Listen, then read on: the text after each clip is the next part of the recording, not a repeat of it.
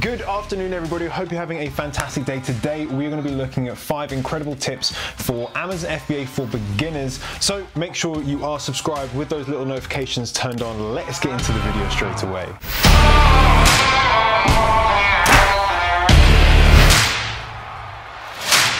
Welcome if you are new here, welcome back if you're not. My name is Johnny Bradley, I'm founder of the Seller Pro Academy, where we help ordinary people create extraordinary things, one product at a goddamn time.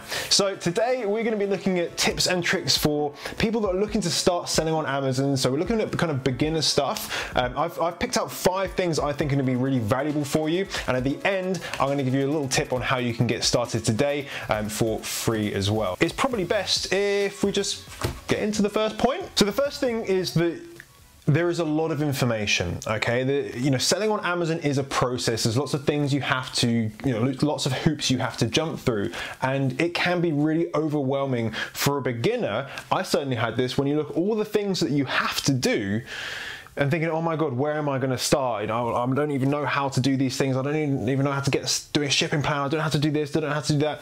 And it can be very overwhelming. What tends to happen is that people will then procrastinate and not take action because they're too overwhelmed with information, right? You get information overload. So I'm going to give you a little analogy for this, and I'm going to use playing guitar, right? I play guitar. I might play some guitar. When I was at university, okay, I studied music at university, and I did performance. So one of the things that I was judged on is performing. So I was like, okay, how am I going to get a really good mark for this? How am I going to stand out? So I decided that I would learn what is kind of, some people would consider one of the hardest songs to play on an acoustic guitar. And at the time, I had no idea how to do it, okay? And it's something that is percussive, it's acoustic, and it's a song by Andy McKee, if you guys know it.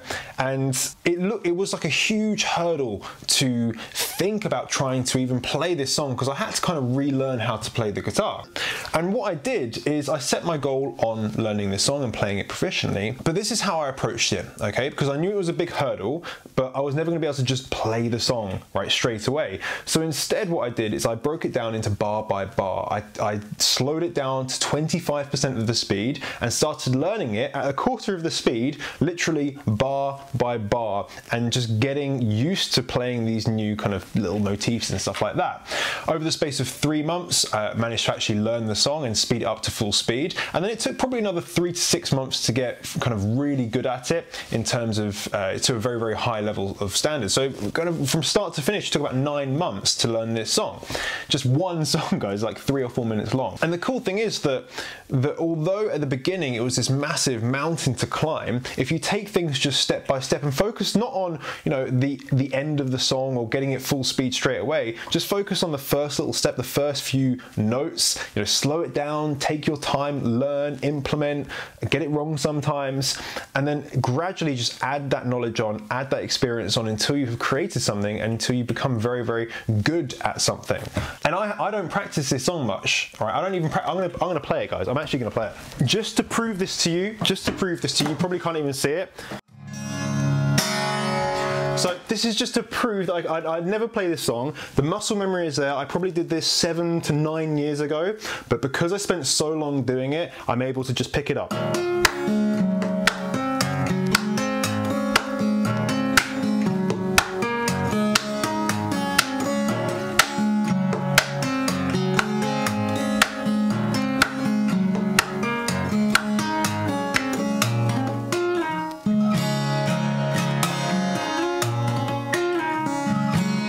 Anyway, the point is, guys, don't get overwhelmed with the massive hurdle that you have to overcome, because starting a business is going to take time. You're going to have to learn, especially if you've never ran a business before, you've never started a business, you've never had a brand, you've never been importing stuff from China, you've never created a shipping plan, you've never launched anything on Amazon. There's a whole bunch of stuff you're going to have to learn, but please, please, please don't get overwhelmed by it. Understand that it's a process you have to go through to become proficient and good at it. Just like anything, you need to practice, you need to put the time in, and then you'll be able to achieve the result that you're after. The second tip is that you really need to be customer focused and put a huge amount of focus into the customer. So I've got a quote from Jeff Bezos on my notes right here. I'm going to read that out to you, okay? He said, "We've focused like a laser on customer experience, and that really does matter," right? He also said, "You keep our competitors focused on us while we stay focused on the customer, okay? And the point of this is that a lot of people might start selling on Amazon, and these are going to be your competitors, guys, that they just do it to make money. And that's absolutely fine if you want to do that. They're just doing it to make some passive income stream. But those people will probably be short-lived, right? It's kind of like a lot of dropshippers, they continue to have to make like new stores because they sell the product and then it kind of matures and it dies very, very quickly. And the reason that happens is they're not really customer focused. They're not creating a brand. They're not creating something that customers can truly understand and be part of. So what I would say is that put customers on like a pedestal and really value your customers is so, so important. And a lot of people don't do it. They think they're looking out for the customers, but they really don't. And the way to do this is just have empathy, okay? You have to have extreme empathy for your customers, the position they're in, what they're looking to do, what desires do they have, what pain are they trying to get away from, and really understand your customers, because the more you understand your customers, the more you can empathize with their needs. The more you can empathize with their needs, the more you can actually deliver the complete solution to them, okay? So the second tip is just spend time really thinking about who you're trying to serve, right? And how can you serve those people to the highest level? If you're enjoying this video so far, I'd love it if you hit the thumbs up and let me know down in the comments so I can continue making videos like this. And of course, subscribe if you want to see more things like this. The third tip is going to be about valuing data-driven decisions, right? Because look, your business is going to be your baby. You're going to love it and you're going to hate it at times. I don't know if people hate babies, but they may do, right? There's times when you know things aren't going to go exactly as you want them to go, and there's peaks and troughs in any businesses, and that's going to happen. But what you need to really do is value data-driven decisions. And so what the hell does that even mean? I'll give you an example. Let's say that you want to change one of your photos on your Amazon listing. So you want to change your hero photo, your first image, the one that that everyone sees on the search. You create the photo, so you have your photo that you have already, and you're creating a variation of that photo to test. And a data-driven decision would look like this. So you change the photo, and previous to that, you've logged and you've had a look at the conversion rates or the click-through rate, particularly, of your listing. You change that photo, and then you would monitor the click-through rate, the CTR, over a period of 1 to 2 weeks or so to see how it changes. What you don't want to do is make an emotional decision, like on day 3, when maybe the sales aren't as good or the click-through rate has decreased, to then go and change it back to normal, because actually that's only 1 day out of 365 days of the year. So it may not be a good data point to look at. It may just be a blip.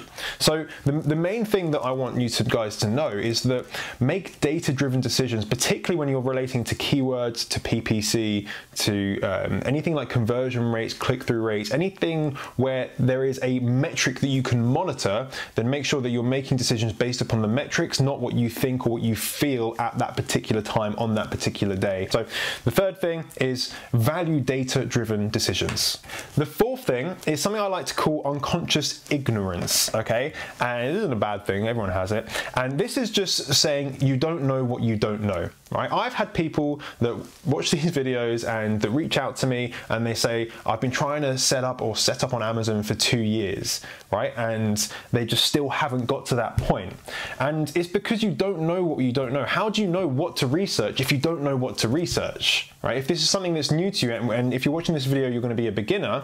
If you don't know what you don't know, how can you be successful? The only way to be successful if you don't know what you don't know is to try things, to test, to experiment and get things wrong. So then you have to figure out what works. And that's not the most efficient way to do it. It's particularly for your time and for your money and for your investment as well. And for your general mental well-being.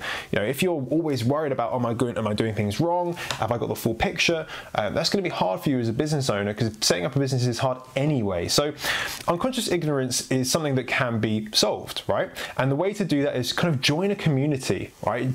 Buy a training program, get a mentor. I think understanding that whilst yes, you can find out pretty much everything online, right? Probably for free, that you don't know what to search for, right? There's a whole bunch of stuff that are very, very kind of small intricacies, which you're not going to know that even exist until they come up, unless you've had someone training you, unless you've had a mentor or a community that you can reach out to. I have free communities that you can join. I'm pretty sure they're linked in the description, like Facebook groups, and you can always ask questions. I have loads of people ask questions every single day, and loads of people answer them, just because we know that it's a community and we want to help each other out. So join communities, get in the trenches, research, but understand that if you don't have a mentor, you don't have people around you that know the pitfalls and know what to look for, that you're going to go through a process of trial and error, which is going to be harder. So understand that everyone has unconscious ignorance. You don't know what you don't know. The fifth thing is really like an overarching theme for any business, really, and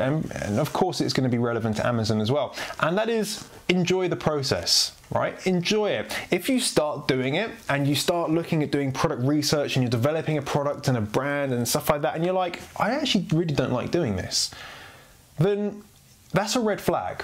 Right? If you don't enjoy the process and you don't actually want to do it, then that is going to affect the results, right? It's just like anything. If you don't want to do something, you're not going to do a very good job. Just like when I was at work in my 9 to 5, as soon as I started trying to create my side hustle, right, my Amazon business, I switched off from work because I was no longer interested in it. I was no longer wanting to make the extra commissions because I was like, actually, I don't want to do that. Instead, I was focusing on my Amazon business, which I wanted to do, which I enjoyed, and then it became successful, right? So enjoy the process, and sometimes you don't know what you like, right? You don't know if it's going to be the best thing for you. Because when you're a beginner, I like to think of this like a maze, right? You don't ever know what's going to be around the corner if you've never done the maze before. You don't know what's around the corner. You don't know if you're going to get to the middle, if you're going to beat the maze or whatever. And you have to do it to see. And this is really just about being open-minded and understanding that, do you know what? You actually might not like it, and equally you might love it. So really, really enjoy the process of doing it. And later down the line, if there's things that you don't like as much, so say for example, you're not great at managing your PPC, then you can hire people to do that for you. You can create a team of people around you that are excellent and really enjoy the things that you don't enjoy.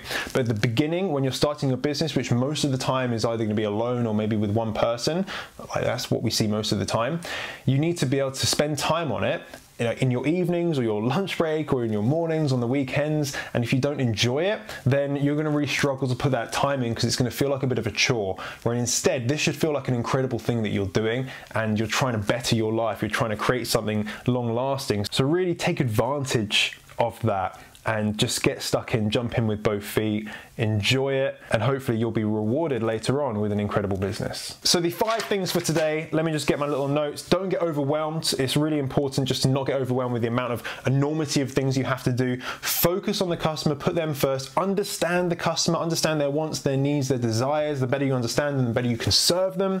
Value data-driven decisions. Don't act emotionally, because it's very easy to change things and just when you're having a bad day or having a good day.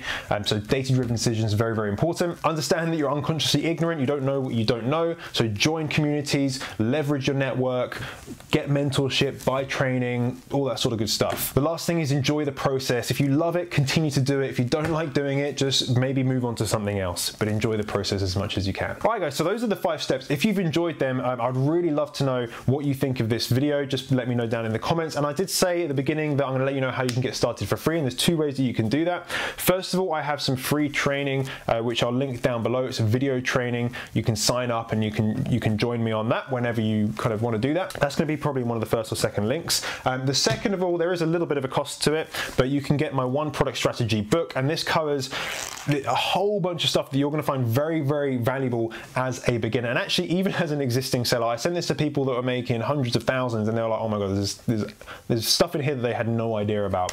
This goes through my strategy, and there's going to be a few pounds shipping, or dollars, whatever, a few dollars shipping, but we'll get this sent out to you anywhere in the world. Really, really recommend getting that, and that'll give you a little kind of like dip your toe in the water and get you to understand a little bit more about particularly the customer dynamics, how to really stand out and create something that is more likely to be successful. Okay. You also have my free Facebook groups, which I'm going to link down below. Follow me on Instagram, ask me questions. I have a whole bunch of resources where you can learn and you can be part of these communities. You can get more information, you can get the best information. So leverage it, right? Leverage it, use it. Don't just sit on YouTube and only use YouTube. Get as much information as you can, get as much help as you can, join the best community you can, and enjoy it. Right guys, I hope you have enjoyed that video. I hope you enjoyed the musical interlude as well. Hopefully I actually put that in if it recorded well. I don't really know, because obviously it's recorded now. I would love it if you were to share this video with anyone that you think needs to hear it and you think will find it valuable. It would be also awesome if you could subscribe with those notifications turned on so you can always be updated with new informational, educational content continued for a very, very long time. That's it for now, guys, and remember, you're just one product away. Bye-bye.